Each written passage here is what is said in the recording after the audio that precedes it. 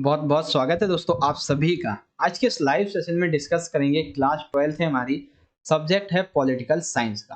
तो आपका जो सिलेबस आया हुआ है 2022-23 का, इसी सिलेबस के अकॉर्डिंग चैप्टर वाइज एग्जाम के पॉइंट ऑफ व्यू से जो इंपॉर्टेंट टॉपिक्स हैं, उन टॉपिक्स को इस वीडियो में हम डिस्कस करेंगे। और मैं आपको यही बता दूंगा कि आपके डिलीटेड चैप्टर्स क्या हैं, चैप्टर वाइज जो आपका ब्लूप्रिंट क्या है उसको भी आपको समझा दूंगा। ठीक है, तो देखो सबसे पहले आपकी बुक रहेगी समकालीन विश्व में राजनीति, और दूसरी रहेगी स्वतंत्र भारत में राजनीति।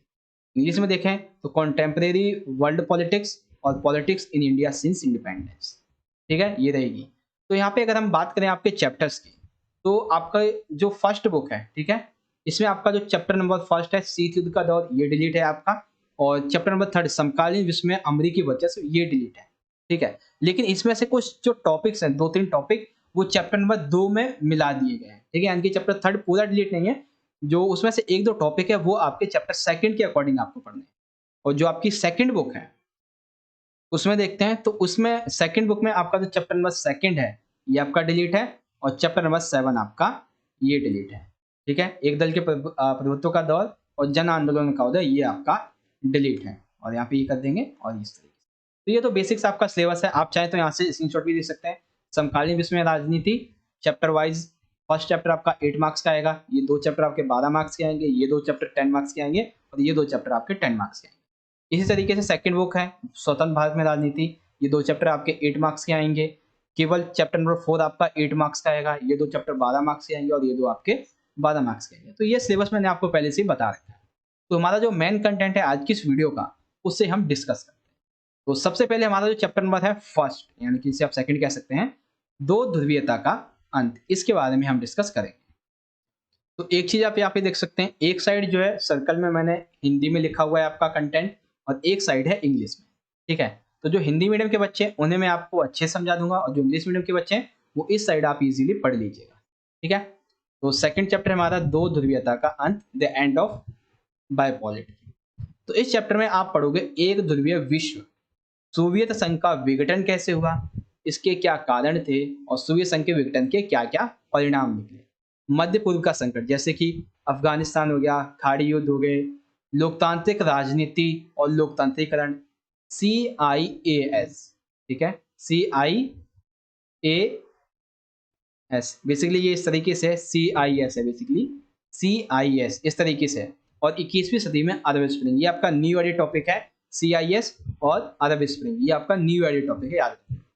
ठीक है, और इंग्लिश मीडियम के जो बच्चे हैं वो आप यहाँ पे इजीली इस साइड इस सर्कल में देख लीजिए।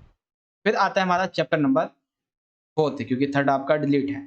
तो चैप्टर नंबर फोर्थ जो है देख सकते हैं, सत्ता के नए केंद्र और समकालीन दक्षिण एशिया, ये टोटल मिला के 12 मार्क्स का आपसे पूछा जाएगा, इसलिए मैंने इनको दोनों एक ही साथ लिया हुआ है।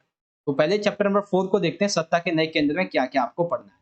तो इसमें जो है वो आप पढ़ोगे संगठनों के बारे में, कौन कौन से संगठन, यूरोपीय संगठन, इसका निर्माण कैसे हुआ, इसकी क्या विशेषताएं थी, आसियान संगठन, कौन कौन से देश सम्मिलित हैं, निर्माण कैसे हुआ, इसकी क्या विशेषताएं, और सेम चीज है सार्क के बारे में। अब इसमें न्यू एडिट टॉपिक क्या है, इसमें आप ब्रिक्स के बारे में पढ़ोगे, राष्ट्र जैसे कि रूस हो गया, चीन हो गया, इजराइल, भारत, जापान, दक्षिण कोरिया, इन सभी की विशेषताओं के बारे में आप इस चैप्टर में अलग से पढ़ोगे, क्योंकि ये न्यू एडिट टॉपिक है। ठीक है, उसके बाद हमारा चैप्टर नंबर आ जाता है 5, समकालीन दक्षिण एशिया। तो इस चैप्टर में आप जो सबसे पहले पढ़ोगे कि दक्षिण एशिया में शांति और लोकतंत्रीकरण के लिए बहुत सारे संघर्ष हुए, बहुत सारे प्रयास किए गए, इसके बारे में। और कौन कौन से देशों के बारे में, पाकिस्तान, बांग्लादेश, नेपाल, श्रीलंका, मालदीव, तो इन सभी के बारे में आप पढ़ोगे। एक इसमें और देश आएगा भूटान, तो भूटान के बारे में भी आप इसमें पढ़ोगे। ठीक है, काफी छोटा है भूटान, तो उसके बारे में भी आपको इसमें पढ़ना है। तो चैप्टर नंबर 4 और 5 ये आएंगे आपके टोटल 12 मार्क्स के। उसके बाद आ जाता है हमारा यहाँ पे अगला चैप्टर, चैप्टर नंबर है हमारा 6 और 7। 6 क्या है हमारा, संयुक्त राष्ट्र और उसके संगठन, समकालीन दुनिया में सुरक्षा, जो कि है आपका 10 मार्क्स का। तो चैप्टर 6 से देखो आपको क्या पढ़ना है। सबसे पहले तो यूएनओ जो है, ठीक है, यूएनओ के बारे में ये चैप्टर है आपका पूरा। तो यूएनओ के प्रमुख अंग, उनकी विशेषताएं, उनके कार्य, इसके बारे में पढ़ोगे। प्रमुख एजेंसियां जैसे कि यूएनएसको हो गया, यूनिसेफ, WHO हो गया, ILO हो गया, इसके बारे में आप पढ़ोगे। सुरक्षा परिषद और इसके विस्तार की हमें आवश्यकता क्यों है, इन सभी पॉइंट्स के बारे में आप इस चैप्टर में डिस्कस करोगे। ठीक है, सिंपल सा ये आपका, बहुत ही सिंपल सा है। फिर आता है आपका अगला चैप्टर, समकालीन दुनिया में सुरक्षा, यानी कि समकालीन विश्व में सुरक्षा। तो इस चैप्टर में आप सुरक्षा के अर्थ को समझोगे, सुरक्षा के क्या-क्या प्रकार होते हैं और सुरक्षा के संबंध में जो आतंकवाद है, ये किस तरीके से खतरा बना हुआ है, इस खतरे के बारे में आप इसमें डिस्कस करोगे। सिंपल सा है, समझ में आ गया होगा आप सभी को। फिर इंग्लिश में आप यहाँ पे देख सकते हैं security meaning types and terrorism. फिर आ जाता है हमारा अगला चैप्टर, जो कि है चैप्टर नंबर 8 और 9। चैप्टर 8 है पर्यावरण और प्राकृतिक संसाधन और 9 है हमारा वैश्वीकरण। तो 8 को समझो पहले। 8 पर्यावरण आंदोलनों के बारे में आप इसमें पढ़ोगे, ग्लोबल वार्मिंग, जलवायु परिवर्तन की वजह से जो समस्याएं हो रही हैं, प्राकृतिक संसाधनों का संरक्षण कैसे किया जाए, इससे संबंधित बहुत सारे जो सम्मेलन हुए हैं, उन सम्मेलनों को आप इसमें डिस्कस करोगे और भी बहुत सारी चीजें हैं जो आप इसमें पढ़ोगे। ठीक है, तो ये चीज आपको समझ में आ गई। फिर आ जाता है हमारा चैप्टर नंबर 9, जो कि है वैश्वीकरण। तो वैश्वीकरण के बारे में, वैश्वीकरण का अर्थ क्या है, वैश्वीकरण के क्या क्या तरीके थे, कितने प्रकार से हुआ है और वैश्वीकरण के क्या क्या परिणाम हुए थे। वैश्वीकरण के संबंध में अभिव्यक्ति और वाद विवाद बहुत तेजी से फैला था, तो इनके बारे में भी आप इसमें पढ़ोगे। ठीक है, समझ गए आप सभी। दोबारा से दिखा देता हूं आपको। चैप्टर नंबर 2 से आपके ये इंपॉर्टेंट टॉपिक्स हैं। चैप्टर नंबर जो 4 है आपका, 4 से आपके ये इंपॉर्टेंट टॉपिक्स हैं। चैप्टर नंबर 5 से आपके ये सभी इंपॉर्टेंट टॉपिक्स हैं। चैप्टर नंबर 6 इससे संबंधित ये सभी आपके इंपॉर्टेंट टॉपिक्स हैं और चैप्टर नंबर 7 से संबंधित ये आपका इंपॉर्टेंट टॉपिक है। फिर चैप्टर 8 आ जाता है, उससे संबंधित ये इंपॉर्टेंट टॉपिक है और चैप्टर नंबर 9 से संबंधित ये इंपॉर्टेंट टॉपिक है। तो कंप्लीट हो गया, आप सभी को समझ में आ गई। तो इस तरीके से आपकी जो फर्स्ट बुक है, ये तो हमने यहाँ पे कर ली है कंप्लीट। तो अराउंड हमारे जो है वो 7 मिनट हो चुके हैं और 7 मिनट में हमने एक बुक के इंपॉर्टेंट टॉपिक्स कंप्लीट कर लिए। अब बारी आती है हमारी सेकंड बुक की। तो सेकंड बुक में देखो, यहाँ पे सबसे पहला चैप्टर है राष्ट्र निर्माण की चुनौतियां और नियोजित विकास। तो ये 2 चैप्टर मिला के आएंगे आपके 8 मार्क्स के। तो राष्ट्र निर्माण की चुनौतियां, इसको समझो, इसमें आप क्या क्या पढ़ोगे। तो इसमें बेसिकली आप पढ़ोगे राष्ट्र और राष्ट्र निर्माण के बारे में। तो इसमें जो नया एडिट टॉपिक है वो है सरदार वल्लभ भाई पटेल और राज्यों का एकीकरण। इसको थोड़ा सा और बढ़ा करके आपको पढ़ना पड़ेगा। राष्ट्र निर्माण के लिए नेहरू जी का क्या दृष्टिकोण रहा है, विभाजन जब हुआ भारत का तो उसकी क्या विरासत हमें मिली है, शरणार्थी जो थे उनका पुनर्वास किस तरीके से किया जाए, ये एक बहुत बड़ी चुनौती थी। कश्मीर समस्या जो थी, इसके बारे में पढ़ोगे। भाषा को लेकर बहुत सारे राजनीतिक संघर्ष जो थे वो भी हुए थे, तो इनके बारे में आप पढ़ोगे। राज्यों का भाषाई आधार पर संगठन कैसे किया गया, इन सभी को आप इसमें डिस्कस करोगे। ठीक है, तो ये चीज आपको समझ में आ गई बहुत ही अच्छी तरीके से। फिर आ जाता है हमारा चैप्टर नंबर 3, नियोजित विकास। पहले इसका नाम था नियोजित विकास की राजनीति, लेकिन अब ये सिर्फ और सिर्फ नियोजित विकास रह गया, चैप्टर नंबर 3। तो इसमें आप पढ़ोगे भारत का जो आर्थिक विकास है वो किस तरीके से हुआ, योजना आयोग क्या है, इसके कार्य क्या है और इसकी स्थापना कैसे हुई। पंचवर्षीय योजनाएं, 2 योजना है पंचवर्षीय, इसके बारे में पढ़ोगे। पहली पंचवर्षीय योजना की विशेषताएं, दूसरी पंचवर्षीय योजना की विशेषताएं और इसमें आप पढ़ोगे हरित क्रांति। ये बहुत बड़ा टॉपिक है, हरित क्रांति, इसके बारे में भी आप इसमें पढ़ोगे। ठीक है, उसके बाद राष्ट्रीय विकास परिषद, नीति आयोग, ये सभी जो है वो आप इस चैप्टर में यहाँ पे डिस्कस करोगे। तो दोनों ही चैप्टर मिला के टोटल आपसे 8 मार्क्स से क्वेश्चन पूछे जाएंगे, जो कि आपको इसमें इस तरीके से आंसर लिखना होगा। फिर आ जाता है हमारा चैप्टर नंबर जो कि है 4, भारत की विदेश नीति। तो इस विदेश नीति के बारे में आप क्या क्या पढ़ोगे।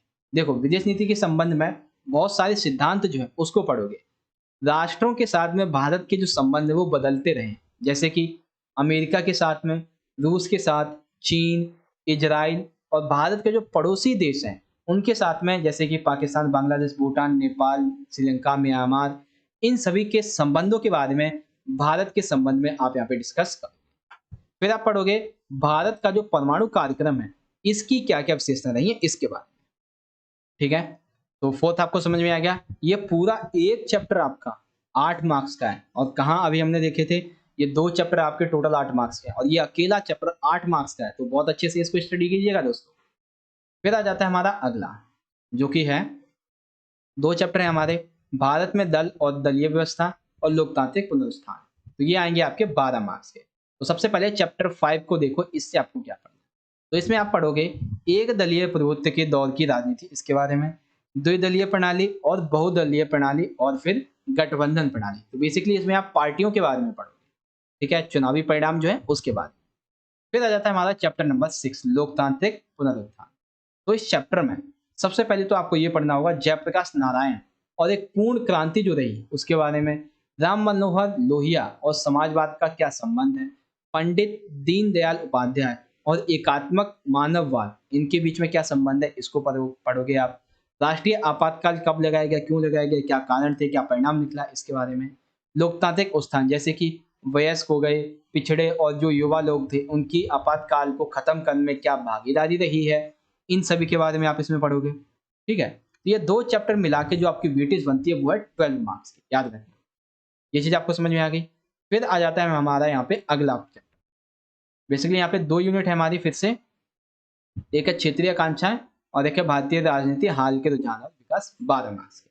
तो सबसे पहले क्षेत्रीय आकांक्षाओं को हम यहाँ पे डिस्कस करते हैं। तो क्षेत्रीय आकांक्षाओं में आप पढ़ोगे गठबंधन का युग, सॉरी क्षेत्रीय आकांक्षाओं के बारे में ये वाला है बेसिकली, ये तो चैप्टर नंबर 9 को हम समझा था। चैप्टर 8 जो है ना, इसमें आप पढ़ोगे क्षेत्रीय दलों का उदय कैसे हो रहा था, पंजाब संकट क्या था, पंजाब मुद्दा क्या था, कश्मीर को मुद्दा क्या था, एक राज्य को अधिक स्वायत्तता देने के लिए बहुत सारे जो आंदोलन उठे थे उन आंदोलनों को आप इसमें डिस्कस करोगे, ठीक है। फिर जो आपका चैप्टर नंबर 9 है, इस चैप्टर नंबर 9 में आप पढ़ोगे बेसिकली यहाँ पे गठबंधनों के युग के बारे में, राष्ट्रीय मोर्चा, संयुक्त मोर्चा, संयुक्त प्रगतिशील संगठन जिसे आप यूपीए कहते हैं, यूपीए 1 और 2, राष्ट्रीय जनतांत्रिक गठबंधन जैसे कि एनडीए 1 और 2 और 3rd और 4th, किसान सॉरी विकास और शासन की क्या क्या मुद्दे रहे हैं, इन सभी के बारे में आप इसमें पढ़ोगे, ठीक है। गाइस वीडियो अच्छी लगी हो तो लाइक कीजिएगा, शेयर कीजिएगा, कमेंट कीजिएगा, चैनल को भी सब्सक्राइब कर लीजिए क्योंकि ऐसे इंपॉर्टेंट वीडियोस आपके लिए लेके आते रहेंगे। तो ये चीज़ आपको यहाँ पे समझ में आ गई, आपका पूरा का पूरा यहाँ पे जो सिलेबस था, ठीक है। तो अब हम यहाँ पे देखते हैं बेसिकली ये आ जाता है हमारा, हाँ, चैप्टर नंबर 2 जो था इससे इंपॉर्टेंट क्वेश्चन टॉपिक्स जो हैं, चैप्टर 4 से इंपॉर्टेंट टॉपिक्स, चैप्टर 5, उसके बाद चैप्टर 6 है हमारा ये, फिर चैप्टर 7 है, फिर चैप्टर 8 है, फिर चैप्टर 9 है, इस तरीके से आपको इसके बारे में पढ़ना है।